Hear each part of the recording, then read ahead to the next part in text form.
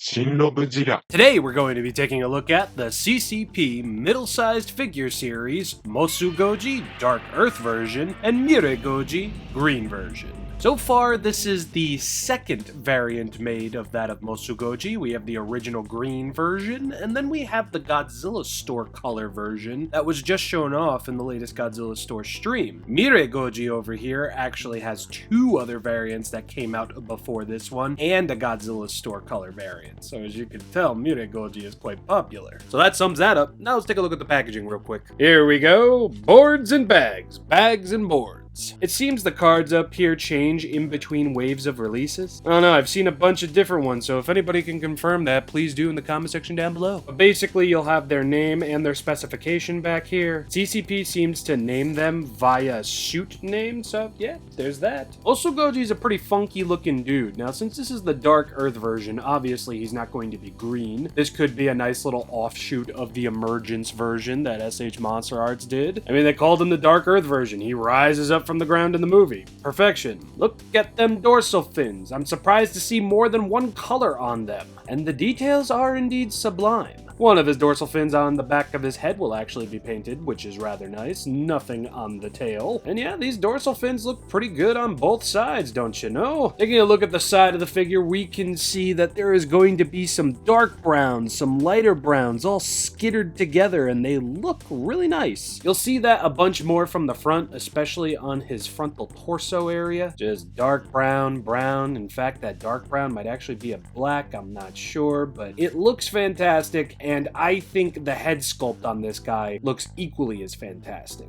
He looks a bit tired, but for the most part, I don't know, I think this is a pretty good recreation of MosuGoji. He's got that hamburger patty looking head from the top, he's got those mean brows, the little pug nose, the details are fantastic. I mean, he's even got that glazed look in his eye, like, why am I here? What am I doing here? Leave me alone, go away. And now let's take a look at the teeth. They look a lot better in person, I assure you. I know they look a little messily applied here, and they kind of are, but the closer you look at them, the more they actually look like teeth and not smudges of this opaque yellow paint. At least the eyes were very lovingly done. We're gonna get the same color of Goji's teeth and eyes on the claws over here, nice little spritz of color, and we'll be getting that on the toes as well. And again, the mixture of different colors on this guy is really, really nice. I mean, just looking at the promo shots, I thought he was just going to be like a flat brown, but here, just the way that they applied the different colors, it just looks so very nice. Oh yeah, that's definitely a black and not a dark brown. Look at that. But anyway, on his arms, for example,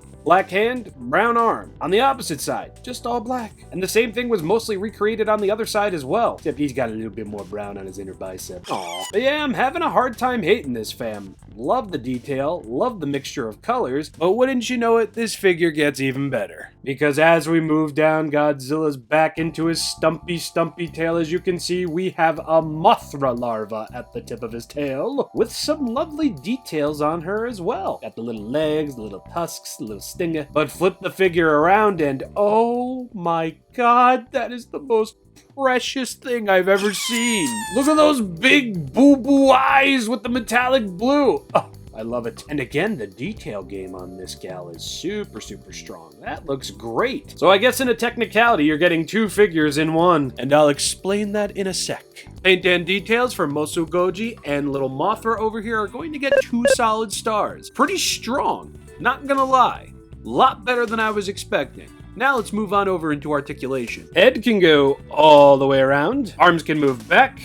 And they can move forward. I'm pretty sure they can go all the way around, but I don't want to scrape this paint off. Both sides, both sides, both sides, both sides. The legs can move all the way around with relative ease. Don't worry, you're not going to break it. The tail is going to swivel at the midsection, and so is Mothra. Look at that. I like that quite a bit. So that's going to be a solid star for MosuGoji over here. Pretty friggin' cool, man. I have to cop that green version next. And that Godzilla Store color version. Now, MireGoji over here is going to be a dark forest green with these simply sublime dorsal fins. Look at them. Look at them. Look at them. Look at them. They're purple. They're metallic. They're shiny. They're detailed up so lovingly. I just so dig this so very much. God, look at how they sparkle in the light. I love it. Technically, they're not sparkling. They're reflecting, but No. And we got the one little dorsal fin on the back of Godzilla's head fully painted. Nothing on the stumpy little tail. Now let's take a look at this super unimpressed and godless little lizard over here. This face is hilarious. I can't help it. Every time I look at it, I get a good chuckle. See? Yeah, MireGoji does look a little on the goofy side, but the detail is nice. The paint for the teeth, while very, very small and minuscule, I think looks pretty good. The eyes are a little on the wonky side, and they do kind of have that lack thereof soul in them.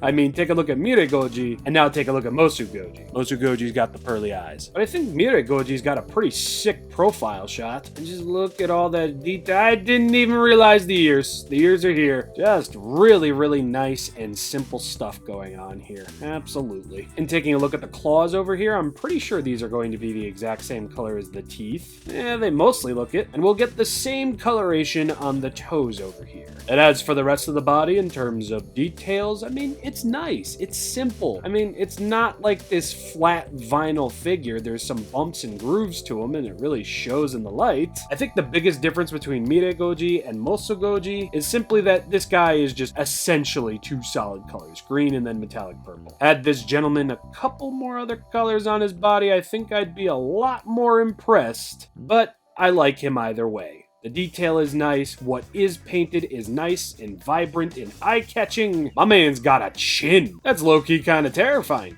But ooh, that detail on the neck though, nice. Overall, I like him. I'll give MireGoji a solid star in terms of paint and a solid star in terms of detail. As far as articulation goes, you will be able to go all the way around at the head over here. The arms this go around will be able to go all the way around. Both sides, of course, yes. The legs will be able to go all the way around as well, as predicted. But this time we won't get anything at the tail. Oh, look at that. We're going to get a Toho stamp on the bottom of the feet. And a CCP stamp at the bottom of the feet. Let's check MosuGoji. Yep, same thing. CCP, Toho Company Unlimited. And that's pretty much it for these two lovely fellows. And for my very first CCP releases, I'm pretty happy with them. Think of these like the Japanese reaction figures. And don't worry, we'll do that little comparison as soon as I'm done here. Oh yeah, MireGoji gets a solid star in terms of articulation. They just have such a nice charm to them. And since I'm a Marmot lover, they have just an ouncy-teensy little bit more charm.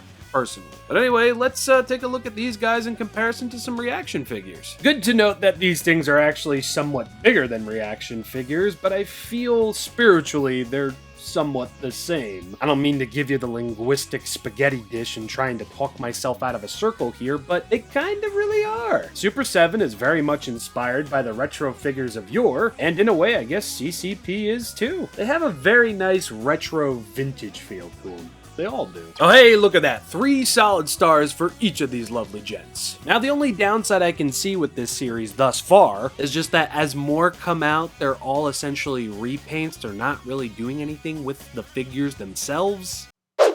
But anyway, size comparison time. At first, I really wasn't all that impressed. $26 for something possibly around the same size as a reaction figure? Well, now we know they're a little bit bigger than reaction figures, and the overall appeal of these are definitely felt more in hand than when looking at the promo shots. Yes, I'm a fan of Marmot figures, so I really should have been all over this series the minute it started, but for whatever reason, I was just kind of ignorant towards it. Now that I have my first 2 releases, yeah, I am unfortunately totally addicted. I've got 2 more on the way too, so yes, I know these aren't going to be for everybody. Yes, I know they might look a little ugly to some, but that's the appeal to these.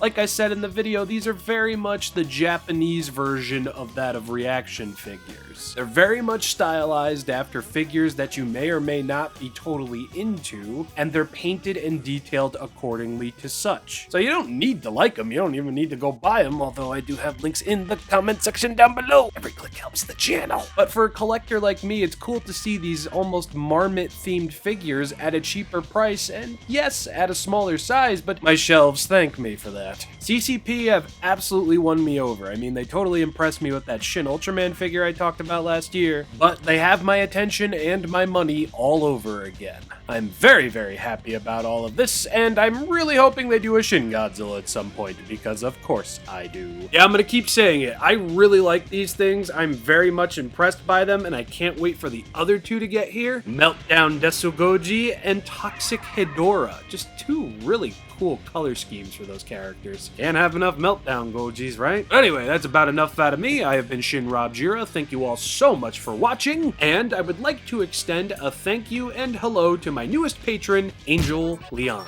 Thank you so much for becoming a patron there, my friend, my neighbor. And just letting you all know now, $1 a month, you get access to a whole bunch of stuff, early videos, pictures, the whole 9 yards, and the uncensored Lady Domitresque figure review. Yeah, that's finally on Patreon, because they host videos now, which is cool. But yeah, social media, 3 stars for each. Hope you all enjoyed. See you all next week, where we'll be talking about this guy and Playmates King Ghidorah. So, yeah. See you all then and there. Peace.